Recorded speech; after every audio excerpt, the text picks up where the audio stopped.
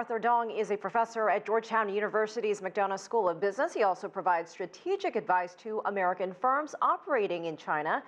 He says he's very encouraged by the developments at the White House. This is the first time in as many months that we've finally seeing some real progress towards the negotiated settlement on this trade dispute.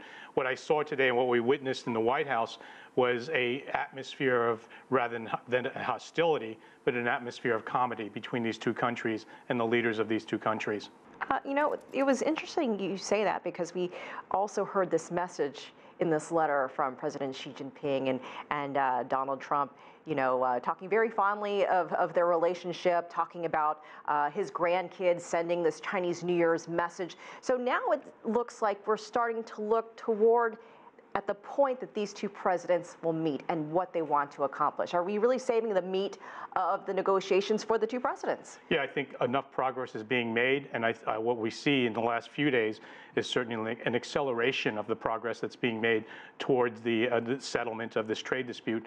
And already what we saw President Trump talking about today, it was that he was suggesting that a summit between President Xi and President Trump is going to occur sooner rather than later. So this is a very, very positive sign.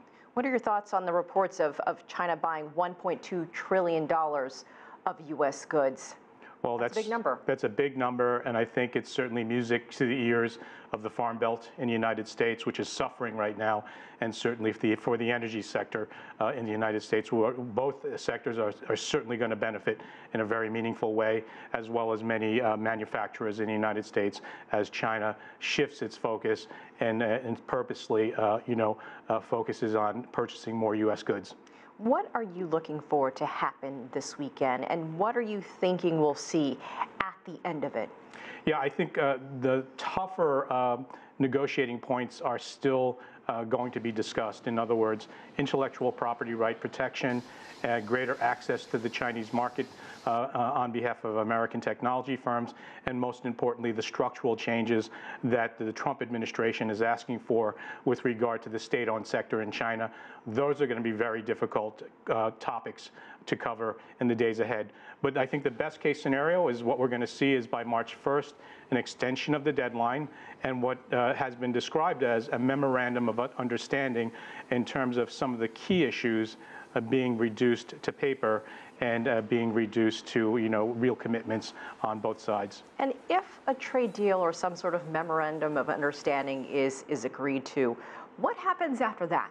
I mean, we've been talking for months, the lead up to what could happen, tariffs, but what happens when there's agreement? Yeah, I mean, there was a moment of levity during today's discussions wherein Robert Lighthizer, the trade negotiator, and President Trump were having a debate about the semantics and the definition of a memorandum of understanding, where Lighthizer said a memorandum of understanding is a contract. It's legally binding, and so therefore, rather than calling it a memorandum of understanding, let's just describe this as being a trade, agreement. And so that language is a very, very positive language in terms of that a lot of the issues that have been points of contention have now been covered. We're going to pass the March 1st deadline, continue negotiating and talking about the larger issues, and within a fairly short period of time, come to some conclusion and agreement, and again, cement a trade agreement.